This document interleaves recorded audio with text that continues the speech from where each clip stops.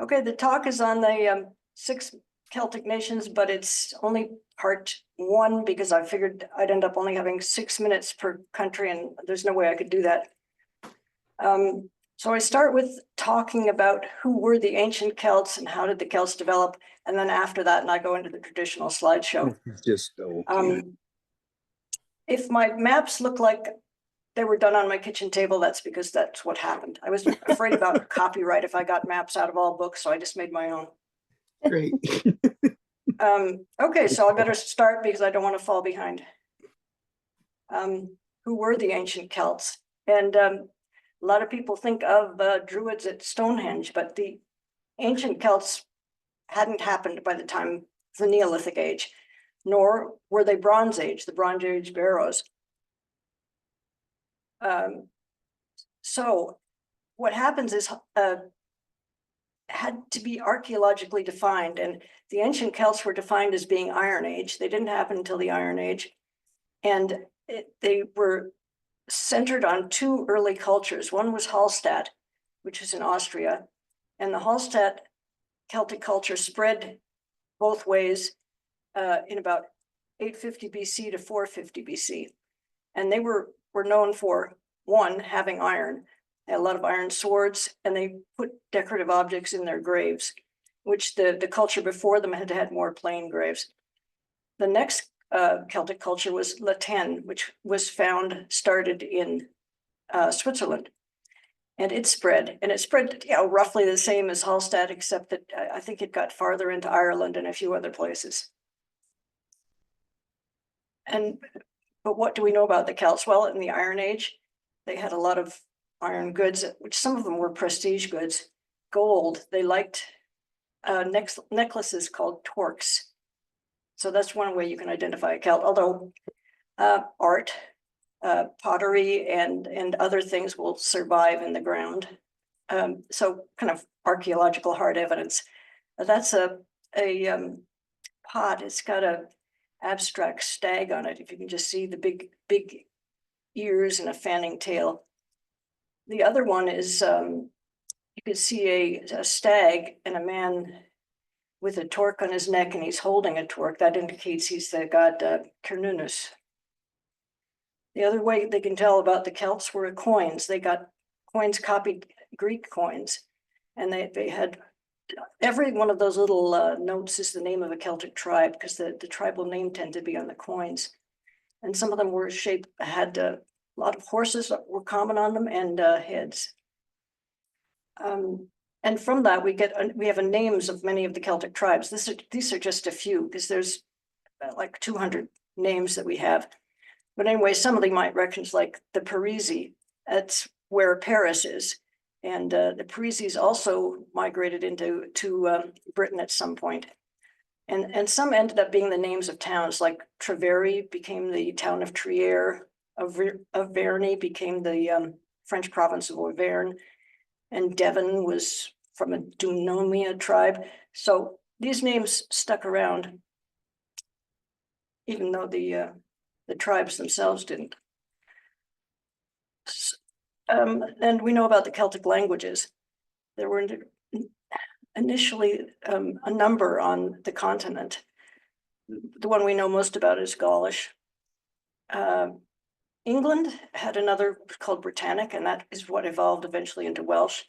And in Ireland, it was Godelic, which eventually evolved into the Gaelic languages. How else do we know about, see, the Celts didn't write things down, which is actually common with a number of early cultures. They trusted memory and long poems.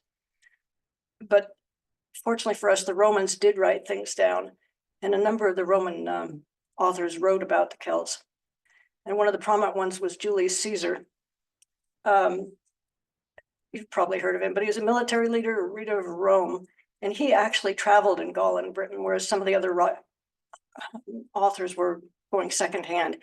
But given he was a military leader, some of his writings are not to be trusted. They were propaganda. Okay, so the blue line is where the Celts expanded, but the other part is where the modern Celts are. So we want to know why after all that time, there's only Celts in that little upper northwest corner of the continent. The other thing is, I don't know if you see my cursor, but you see a question mark down on Spain? That's Galicia. And some people give Galicia credit as being the seventh Celtic country. But the problem is that they have some cultural traits, but they didn't retain the language. So most people just say there's 6 Celtic countries. The other thing about figuring out Celts is it was kind of like the spread of a religion. The genetic factors didn't change. It's almost like the culture and the language changed, but the people didn't change much. And a lot, I will have to say, a lot of the stuff that I'm telling you, there's been immense advances in archaeology in Europe recently, and especially with genetic testing and everything. So I'm bound to say something that any number of people disagree with. There's so many theories going around at the moment. So if I may say something that somebody disagrees with. Okay, now what I'm going to say is how things changed for the Celts, and it was a series of invasions. So that's what I'm going to do. The Romans conquered all of Europe. They went to Egypt, they went to Turkey. The Romans were all over the place.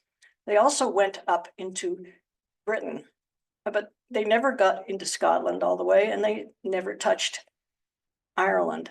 So like, for instance, there's a battle in Anglesey, Wales, where they killed the Druids, and some people say, but the Roman killed the Druids. Well, no, because the Romans didn't get into Scotland, they didn't get into Ireland, and they didn't kill all the Welsh by any means. I've got 3 names at the top. For some reason, the later Roman empires were so militaristic, they actually traveled up to the borders of Scotland. I don't know why they were there, and I don't really know why they wanted to conquer that far. But anyway, they did.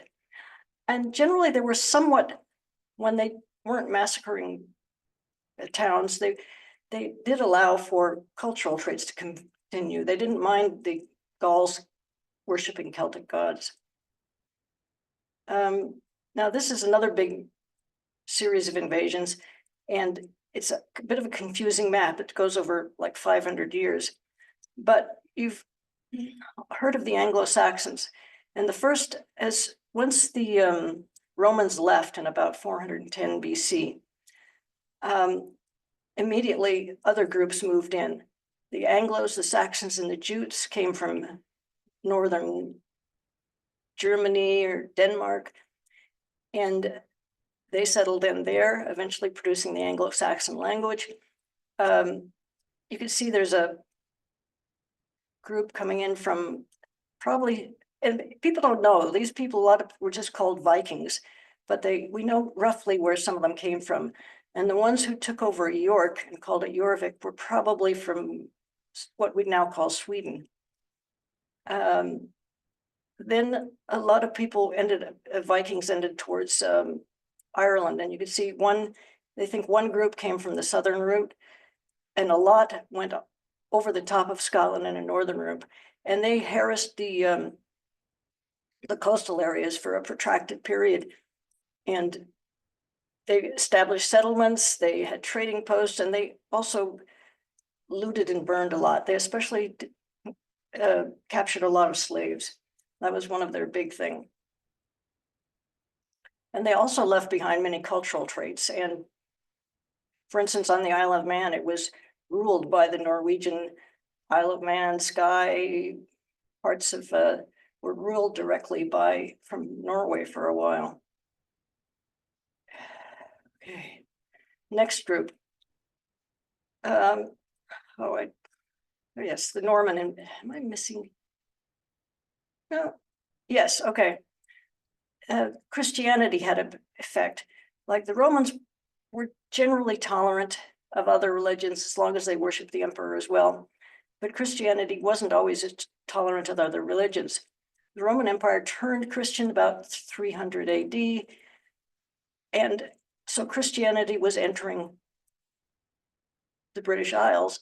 But at the same time, the Germanic Viking tribes who came in were pagan. They worshipped Thor and Odin. And so they got blocked the Christian expansion for a while. But it went on, and from Wales, for instance, St. Patrick went from Wales to Ireland and helped convert Ireland.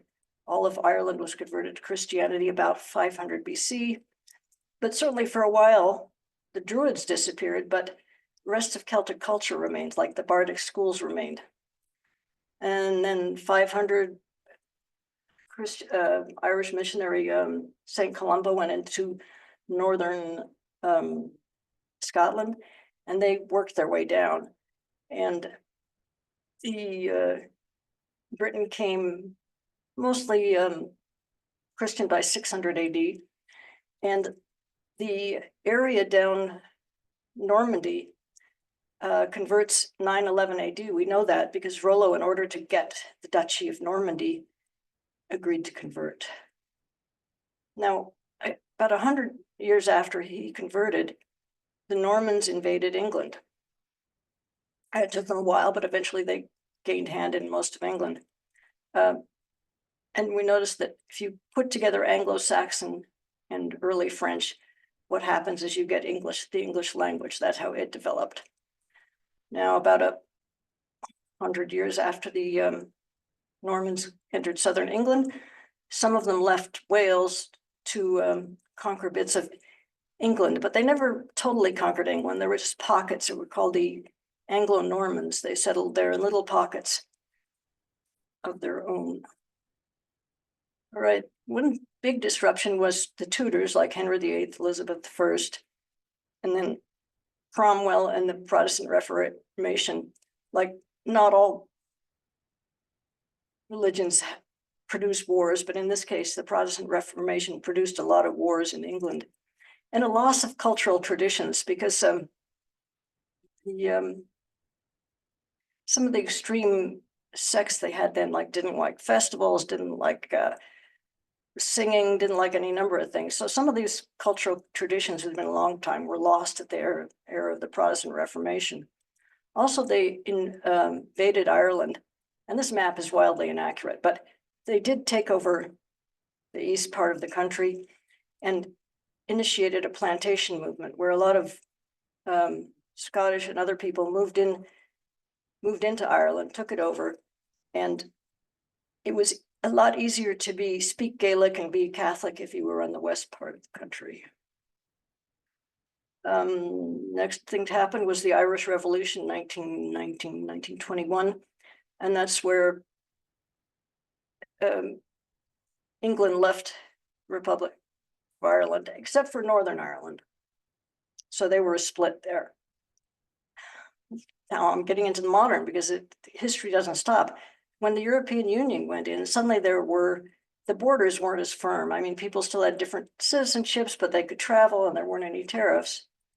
Then Brexit, and so we had borders again and tariffs. So after all that, we ended up with the modern Celtic languages. All the continental ones went extinct. I think I missed telling you, but the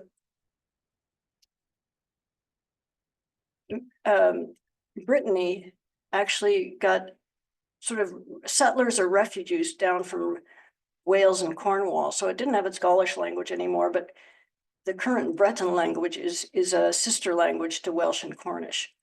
And there's the three Gaelics, Irish, Scots, and Manx. And some of these languages, especially Cornish and Manx Gaelic, are just hanging on by the skin of their teeth. Okay, so now I'll go on to the more traditional slideshow, but I'll try to key it more with a historical basis. So this is Alba, Scotland, and its flag is the St. Andrew's Cross. It's blue and white. And it has the rampant lion. We were at Edinburgh Castle here, and the person who was portraying the lion was a very personable young woman, and she agreed to do the rampant lion for us. Now I'm starting kind of on the older parts. This is on the western part of Scotland, called Kilmartin Glen, and there's a series of Neolithic and Bronze Age monuments there.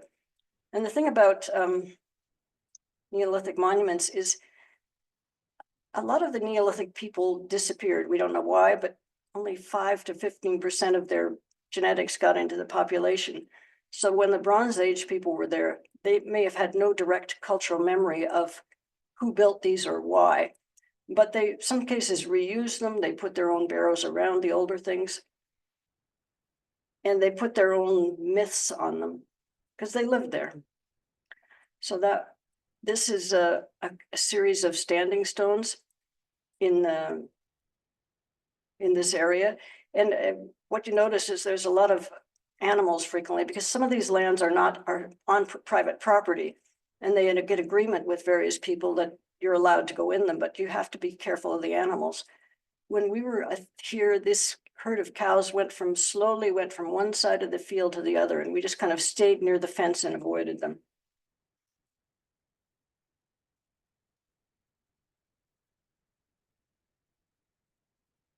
These are pre-Celtic. The Celts didn't put any of them up, but again, they were fascinated by them like we are. Now, this is the same Glen Kilmartin area. There is one definitely Celtic site, and that's the Donad, which is the seat of the kings of Dalriada. Dalriada was a kingdom that was in Northern Ireland, and it extended to the west part of Scotland, several islands and up the coast. And it was, I forget the dates, but it was like, 400 AD to 800 AD. And what this is a hillock, which they evidently had. And there's a few signs here and there of rockwork, stonework, but it's pretty well grown over. This, for instance, they know as a well. This stone was important because you see the mark on the far end. Evidently, when kings of Dalriada were crowned, they had to stand on this rock with their foot in that one hole. And according to the guidebooks, there's various scratching and marks on those, but most of them are so eroded you can't see them anymore. It's a beautiful area. You can see some traces of a stone wall there. And if you go up the top, you can see there's a huge intact peat bog. It's a nature reserve. But, and it's just a very beautiful area. And more cattle down at the bottom. Cattle actually were big in Celtic. A lot of the Irish myths have to do with cattle raids or things like that. Now we moved over to the east coast of Scotland, and these are I'm going to show you a series of Pictish stones. Now the Picts were mentioned by the Romans. They're a tribe or group in the northern Scotland, and people wondered for a while what language they spoke, whether they were pre-Celtic, Celtic. I think generally now the sort of consensus is that they spoke a Brittonic language. So their later stones were definitely Christian, but they also had something that looked like the more typical Celtic swirls and circles. You could see some of them, they showed, riders and warlike folk. Also, you could see on the right side, there's a lot of what we call Celtic knotting, which is very fascinating. But also that it shows how the Celts took things from everywhere, because the original knotting was actually Viking, not Celtic, but they adapted it and made it their own. And here's this is the side of a big stone. There were actually 3 parts of it, but you can see 4 men entwined together. And then on the right side, there's a bear and a horse. Now, still staying on the east coast of Scotland, we're near Stonehaven, and we're walking up on the cliff. And as usual, there's cows, although I think there was a fence between us in this case. And this is the castle of Donader. I don't know how to pronounce all these things, but this was a castle. It was built up over ages. Like it was mentioned somewhere that it fought in the Anglo-Saxon wars. And it was mentioned, the writings that we have that are now, say, Gaelic, the Annals of Ulster's was one, mentioned that this castle, which was a fair distance away from Ulster, was sieged in 861. And it's famous for being where the Scottish crown jewels were hidden from Cromwell in the 17th century. And it's a high cliff, and you can see why it's good for a castle. It's not accessible, but it means if you want to get there, you have to go down a series of stairs and up a series of stairs. And it's like about 50 meters above the ocean. And it's mostly ruins. And there's one building they have a shut room in. And they lost their, because they hid the jewels, they lost their titles and influence, and the castle just declined. It was a very pretty sight. Now we're in the Highlands of Scotland, which is very pretty and mountainous. Well, I keep saying mountainous, but of course we're used to the Rockies, and the Rockies are much higher than anything in Britain. But a hill is a mountain if you're walking up it. So here's a castle by a loch. And here's a little museum area actually in Skye, and this shows a crofter's cottage. A small stone cottage with a thatched roof. Now the Highland clearances were another historical factor. A lot of the lords in Scotland were actually appointed by the English, not all, but some of them did, and they used to rent land out to the crofters. But at some point they decided, they thought they could make more money raising sheep than renting out to people. So they tossed the people off the land and instead raised sheep. And that produced a lot of immigration from Scotland. Now I'm kind of, history doesn't stop. So this is the kind of new era of history. This is in the harbor of Aberdeen. And you can see there's still plenty of animals. This is low tide, so you can see seaweed draped over the rocks.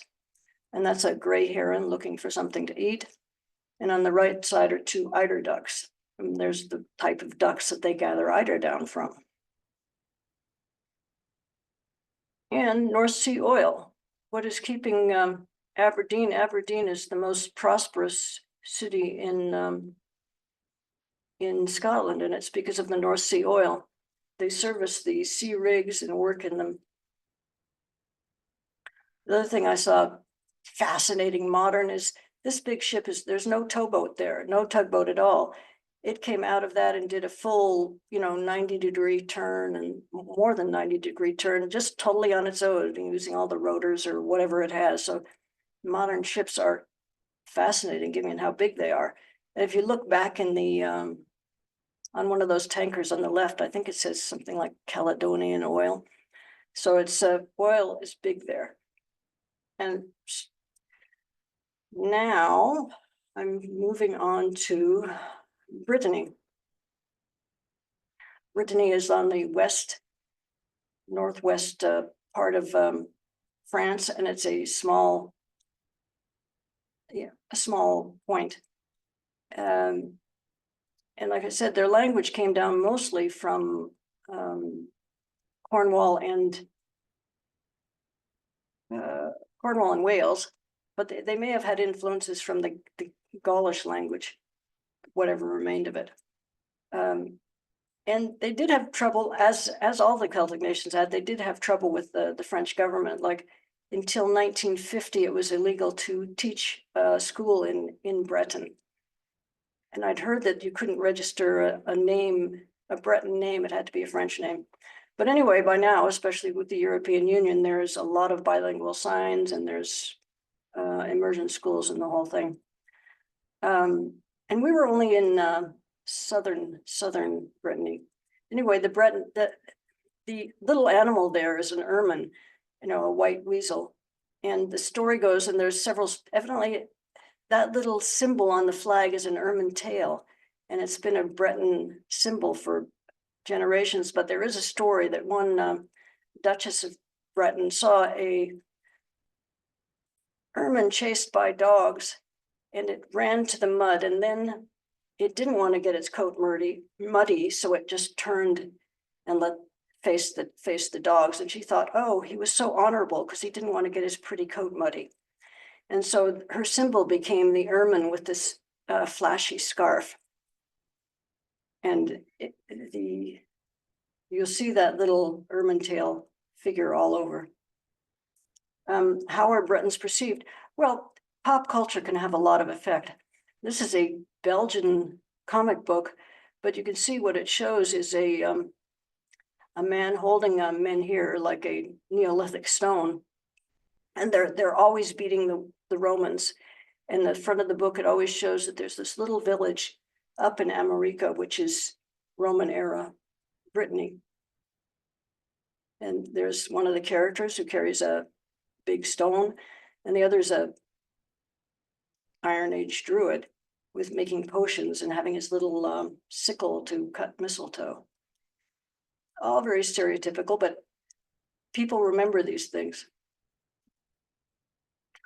Now, Brittany has a lot of Neolithic monuments. So I'm going to show you some of those, even though, like I said,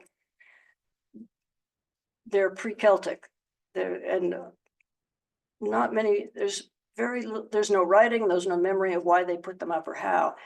And it looks like that the Neolithic culture was who made the big stone monuments was big first here in Brittany, then it moved up to, interestingly enough, northern Scotland, Ireland, and then started coming down to where, say, Stonehenge was.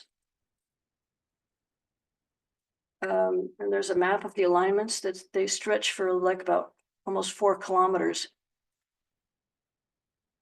And we don't really know why they put them up or why they put them up in this way, but you can see they're extensive. Evidently in winter, you can just walk in on your own, but in summer you have to take a tour, or you can just look out through the fence, and we did both. And they have sheep grazing on the property, and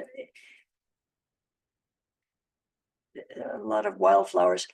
Evidently on sites like this, they take, first they mow them and then they decide, no, better with sheep. And we did get a tour guide. She was very good. She spoke both English and French. Although if you want to be sure you can get an English tour, make sure you go in the summer. And one of the local myths was that the Corrigan, kind of leprechaun dwarf, built these, because nobody knows who built them. And there's a very good museum in Karnak with talks all about Hallstatt, Latin culture and that, and has examples. They also had, I didn't know if these are the type of sheep they have in the monuments, but I thought it was interesting. It's the Soay sheep, which are actually from Scotland, or that's where you find them now. They also could show that the Neolithic culture had a fair amount of trade, like these beads were found locally, but the necklace was, but the beads came from Spain. Then we went to, now where we are is we're around the May of Morbihan, which is the biggest city there is Vaughan. And this is all these stones are now fallen. There were like 7 in a row, and you can see the bases designated by the stone rubble. But the big menhir was the biggest single stone ever moved by Neolithic people. And what's interesting is the one stone in the middle had carving on it, and it fell into pieces, and they moved the pieces. One of the pieces was put in a grave right locally, and one was carried 4 kilometers away and put in a different tomb. But there's some of the fallen parts of the big menhir. And here's with tomb mound.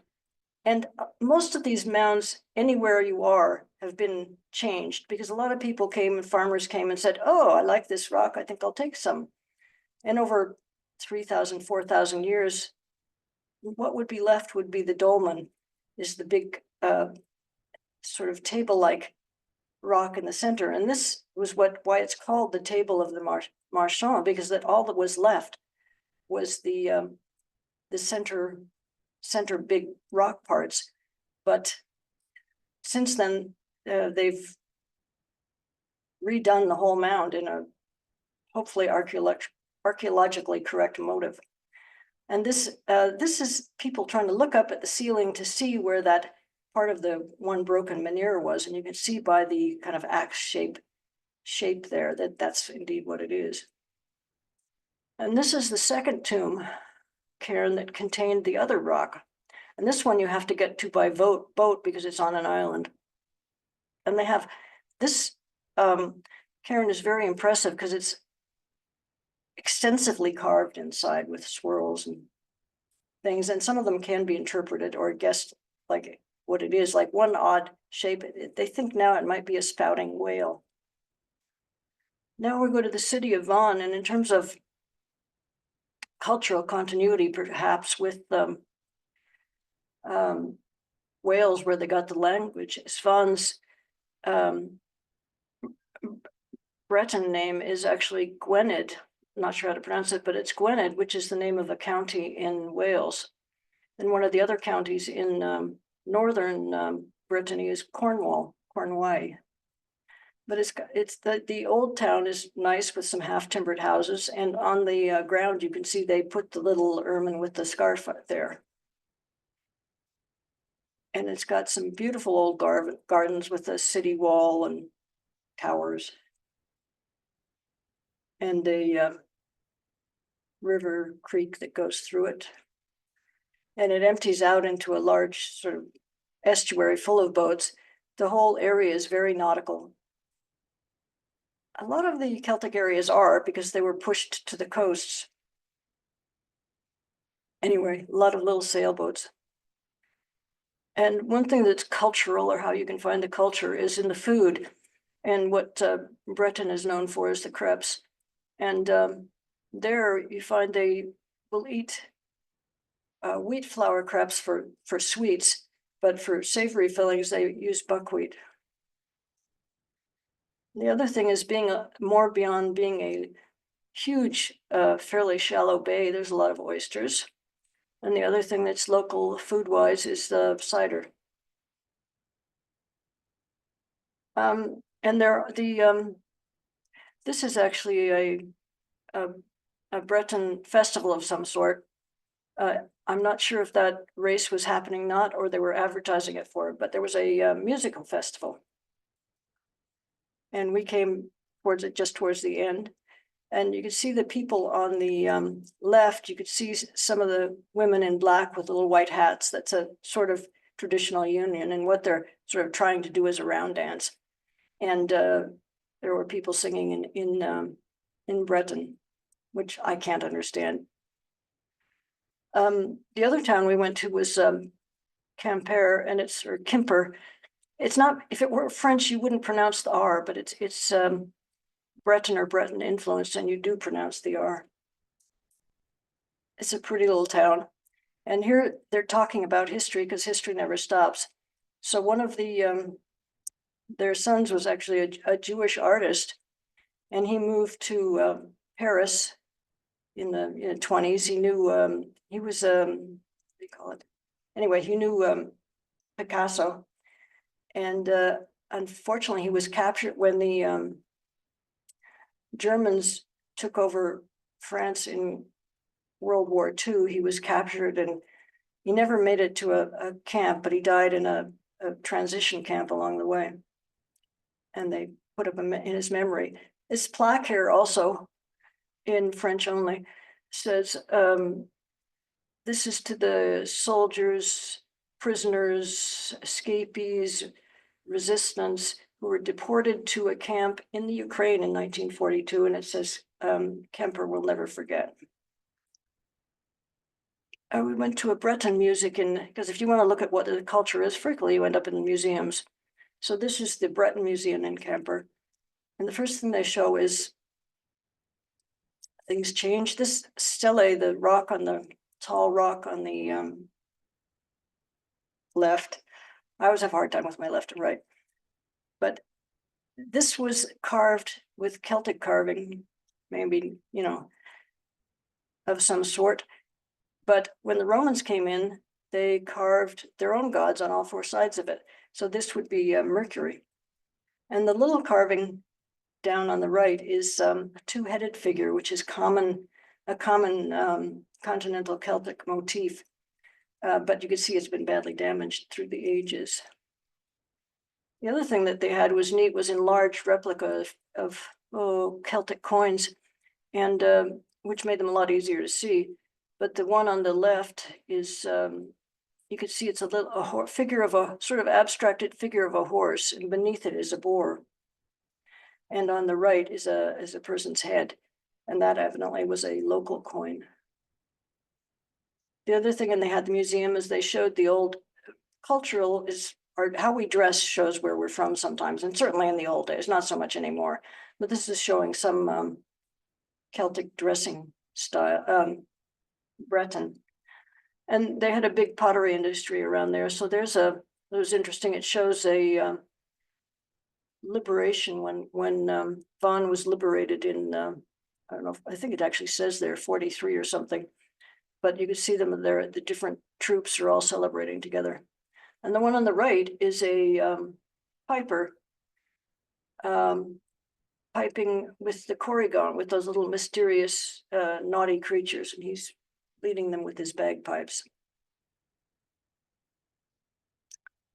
And I find Brittany has a lot of water.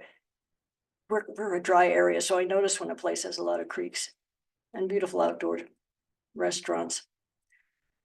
Now we went to one more Neolithic monument, and it was to the south, on the other side of Vaughan. We actually rented a car there and had to use the car to get to it. And it's called the Cairn de Pitimont. It's near Arzon. And it's a big mounted cairn, but why is it interesting? Because it covered several eras of history. And but one of the guide, took a guide for that. The guides were very good. They told you all about stuff, and most of them spoke English. But what our guide pointed out to us is they don't know that the front of this building looked like that. They found the fallen stones and they said, oh, it probably looked like this. That's one thing, if you ever read the Facebook, the Celtic groups and that, they're always arguing about how people reconstructed the Neolithic works, and somebody was an idiot and they can't have done it this way. Anyway, the guide said, no, we're not sure what this originally looked like, but they put it back like this. On the interior, there had some interest, again, carvings. One on the right could be a wheel figure or a sun figure, we don't know. The one on the left, we do know, because it's not like the others. It's in bas-relief and it's clearly feet.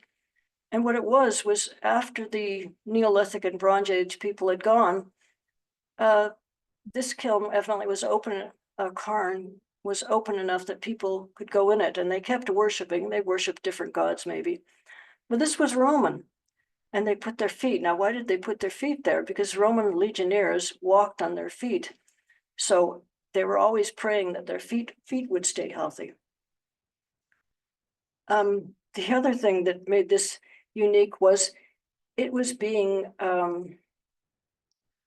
excavated in 1938, 1939. And when they excavate these things, they make big holes. So when the Germans got there, they said, oh, look, neat, there's a hole in this. And they put a bunker in this old Neolithic cairn, which is really odd. But this is the inside, and I don't know if you can read it, but it shows that the original building of the first level of the cairn was about 4,500 BC. And they made another one 4,000. And then they covered it all with a much bigger kiln after that. And then the Germans moved in 1943.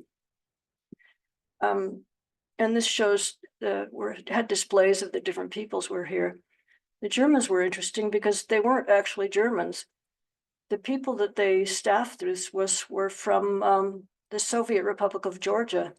They'd been taken prisoner, and they gave some the option, like, if you put on our costumes and stay in this place, you'll be a lot better off than if you stayed in the prisoner camp.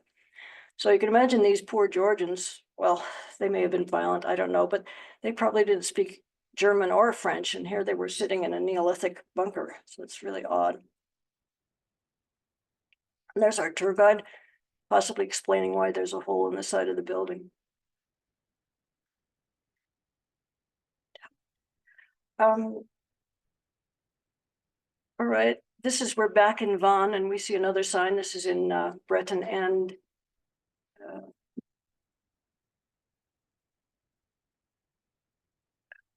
French, and it refers to a treaty of 1539 when Breton joined the Kingdom of France, but it was originally agreed that they'd be autonomous. But that all changed with the British Revolution. Now I think I'm getting behind, so I'm just starting Wales here. And it's got the dragon and the leek. Where we're right on the Straits of Menai. We stayed part of the time on Bangor, part of in Menai Bridge on the island of Anglesey. But it's very nautical, and they're very high tides, very strong waters. Anyway, you can see here in the low tides, see an egret and a couple of swans leading their cygnets. And at the moment we took a bus, and the bus service there is excellent, and we went to a Neolithic mound called Bryn Celly Dhu. And it's a small one, and you go through a alley planted with hawthorn, and you come to the little cairn. And it's been remodeled, but it seems to be more or less accurate. Also, what you might see at time of year, it like a lot of like Newgrange and Stonehenge is oriented as a solstice. So the modern neo-pagan druids go there on the solstice. And we had attention from the locals. This is another type of stone circle. This is a modern stone circle, and it was made by the cultural druids who have been putting on Welsh poetry competitions since 1792. The other thing you'll find a lot of in Wales is castles, and that's because of Edward I. And Edward I wanted to totally conquer Wales, and he began building a series of castles. This is Conway. And you can see here that this was the old chapel, and those windows were the old stained glass windows would have been. Although a lot of these castles were never fully inhabited. This is Carnarvon Castle. And once you get up, you can see the river there. And what always amazes us as landlubbers is how the boats just end up sitting on the mud when in low tide. We have a beautiful little Welsh dragon and some cannons. The other thing in Carnarvon is a steam railway, and it goes up into the Snowdonia Mountains. It's very beautiful. And you get to a town called Bedgellert, which is named after a myth about a faithful dog who's killed by his owner. But it turns out that myth is very widespread and probably nothing to do with that area, which made me feel better because it was sad. But the thing is, when you get out here, it really feels alpine, and a lot of people are getting out and hiking, so it's a very pretty area. Another railway museum we saw was actually in a castle, and this was industrial. These little trains were used to transport slate that had been mined up in the mountains. And it's Penryn Castle, which actually started, I think, in the 1500s, but the owners were made most of their money in slave plantations in Jamaica. So now it's kind of controversial that they got all this money. So the inside of the displays by English Heritage talk a lot about the slavery, but it's a very, very fancy castle. At least the most recent remodels inside, very fancy, and it has a nice estate. And they weren't that nice to their slate owning miners either. And they had, because to mine slate, you end up kind of hanging by a rope from the edge of a cliff trying to get off sheets of slate. Now, these are two items from the museum in Bangor. One's kind of funny, one isn't. This is a pub sign, and it says, "The Queen, I govern all. The minister, I pray for all. Soldier, I fight for all. And worker, I pay for all." So that's kind of funny. Next one isn't funny at all. It's that little paddle is called Welsh knot. It was found under the floor of school in Bangor. It was used to punish children for speaking Welsh. It be placed around the child's neck on a string. The child had to wear the Welsh knot until someone else was caught breaking the rule. The child wearing it at the end of the day would be punished. The other thing you get, what's amazing in Wales, is you get some the earliest suspension bridges. And why was that? It was because England, being a colonial colony nation, had to get quick to its colonies or to places where it was making money. So this wanted a faster way to get to Dublin, and you had to cross Anglesey to get to the ferry at Holyhead. So they made this bridge, which is the Menai Strait Bridge, in 1828 by Thomas Telford, and it was the world's first major suspension bridge. A very beautiful bridge. It had to be tall so that sailing boats could go underneath it. And it wasn't, most modern suspension bridges have cables. This had these sort of iron plaques or whatever you'd call them. The other one was the Britannia Bridge, which was a rail bridge. Again, they wanted to get to Dublin faster. And again, they're beautiful bridges. This is back in Conway. In Conway, they had, these could be smaller bridges because it was not as far a distance, but the one on the right is the original one like it was in the Britannia. And there was one like this in Quebec, but this is the only one left. It was a wrought iron tubular structure. And both of the designers, engineers were Scottish. And look at the right hand.